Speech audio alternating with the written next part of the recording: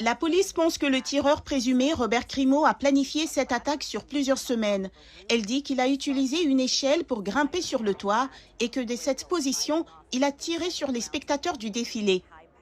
Il a tiré plus de 70 cartouches avec un fusil puissant.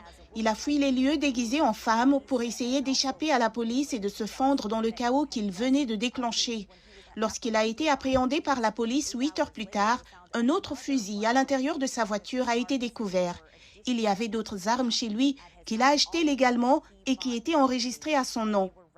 La police n'a pas de mobile à ce stade, mais ce qu'elle regarde, ce sont des vidéos assez dérangeantes qu'il aurait postées sur les réseaux sociaux. Dans l'une de ces vidéos, nous pouvons voir un personnage animé qui ressemble à Crimo en train d'effectuer une fusillade et nous pouvons entendre sa voix dire « J'avais juste besoin de faire ça, c'était mon destin ».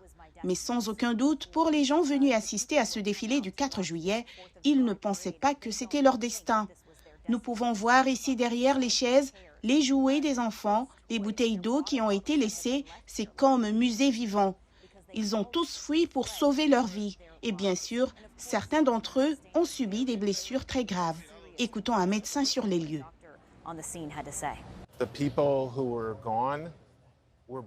Les personnes qui étaient là ont été explosées par ces coups de feu, explosées. Il y avait une autre personne qui avait une blessure à la tête. C'est atroce.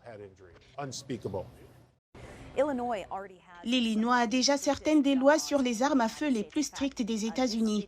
Cette ville de Highland Park, située à environ 30 minutes du centre-ville de Chicago, a interdit en 2013 les fusils d'assaut, donc les fusils comme les AR-15 et les AK-47. Une partie de l'enquête va donc devoir déterminer comment il a pu les emmener ici pour mener cette attaque. Bien sûr, il y a cette nouvelle législation à la suite de la fusillade de Buffalo qui a fait 10 morts parmi les Afro-Américains dans un supermarché. Et aussi la fusillade d'Uvalde au Texas où 21 personnes, dont 19 enfants, sont morts. Le Congrès a adopté une nouvelle législation sur les armes à feu, mais il est peu probable qu'une législation dont les critiques disent qu'elle n'est pas assez forte empêche ce type d'attaque.